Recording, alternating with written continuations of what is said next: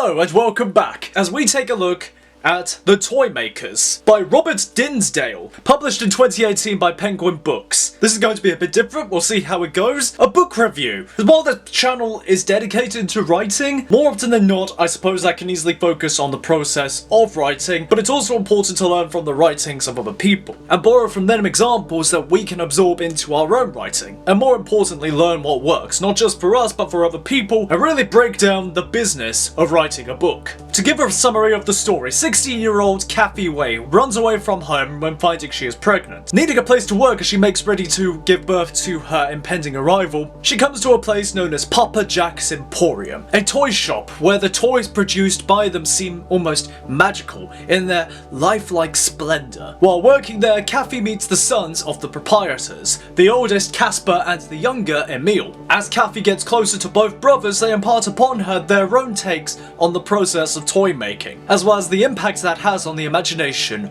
of the children that buy their toys. Soon Cathy gives birth to her offspring, and things are looking well until war breaks out. And the question becomes, will the Emporium be able to survive the torrents of war? And will the brothers be able to survive as well? So to give a spoiler-free summary of my thoughts on the book, I thought it was really good. Not only are the characters all understandable and sympathetic to a certain extent, you can see things from all the different perspectives, and perspectives plays a key role into some of the workings of this story. And so seeing everything from all these individual perspectives is a key facet. And I'm sure it was a tricky balance for Mr. Dinsdale to put together, but it's amazing that he does. As with this, the pacing and the writing are both immaculate. I definitely think Mr. Dinsdale used a thesaurus when he was writing. Either that, or it just came off the top of his head. Either way, immaculate writing. And the pacing was so good, I can give the biggest compliment to it by saying I did not want to put the book down. There would be many occasions of where I would be up late reading like I was a kid again. That's probably the biggest compliment. It brings you back to that state of where you're a kid again, sitting in your room late into the night just reading a book. And that is a big compliment. But the final question, would I read this book again? And that is the most crucial question. That's what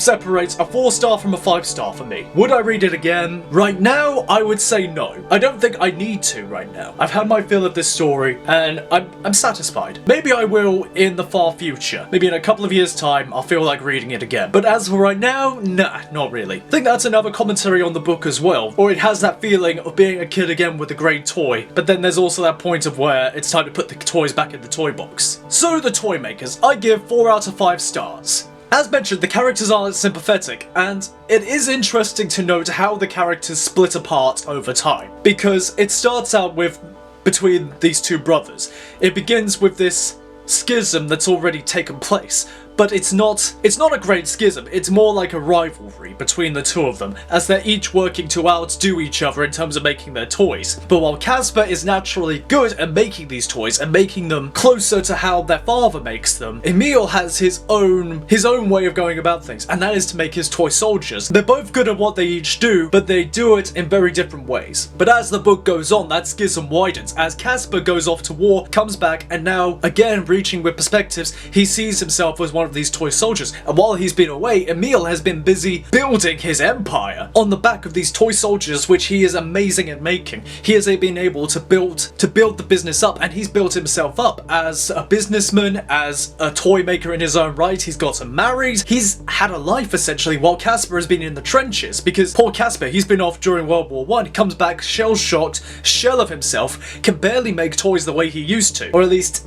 if he can, then it's going to be a while before he can. He's a broken man when he returns. And his first real action when he comes back is to say, we're not making toy soldiers anymore. It's one of those things between the characters where if they had a real conversation, maybe they could work things out. Because the fact that Emil's missing is that Kaspar now sees himself as one of these toy soldiers, as someone who's just been wound up and fought in this campaign for someone else's war, and he doesn't want to see it anymore. So obviously on the back of the Great War as well, when you add that context in, it makes sense. But it also makes sense from Emil's perspective because he just can't get it. He wasn't in the trenches. He wasn't allowed to go. He had medical reasons why he couldn't go, and he just can't see it. It kind of reflects as well the nature of what people thought about the Great War. Not just at the start of the war, because everyone thought, oh, we'll be back by Christmas, it'll be nice and easy, it'll just all blow over. But even then, there were still people at home that thought, even when the reality of the war maybe set in for the people that were fighting, the people back home still thought, oh, it's a great thing, everything's fine. It's a great campaign. And it wasn't until people started coming home and they saw the actual effects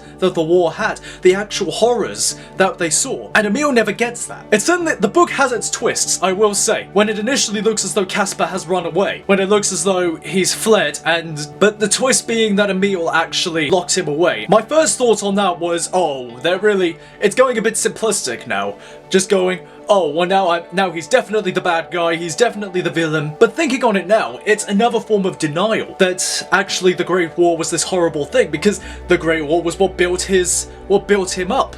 What built up this empire for him while he was at home. And so he can't see the reality of the Great War being a terrible thing, and he just wants to go back being the guy on top. So there's sort of a denialistic aspects to it. The book is mainly from Cathy's perspective, but it still manages to switch between the different perspectives of each character. And that is a key thing. Again, that's what makes the story and the characters so engrossing. That probably helps the pacing as well, because by being able to constantly switching characters at the right time, so no one voice becomes stale. The perspective on it doesn't grow weary, doesn't grow rigid. And as I say, with the pacing being so effortless as well, being able to draw you back to that place of being able to be a kid again, sitting under the covers, reading a book with a flashlight in hand, because it's like nearly midnight or something. And that's a feeling that I hope Dinsdale really wanted to infuse this book with, because it does that. Definitely. And now, what do you think? Have you read The Toymakers? What did you think of it? And what do you think of this style of video? Should I continue making more book reviews? Let me know. But until next time, thank you very much for watching, or listening. And until next time, be seeing you guys.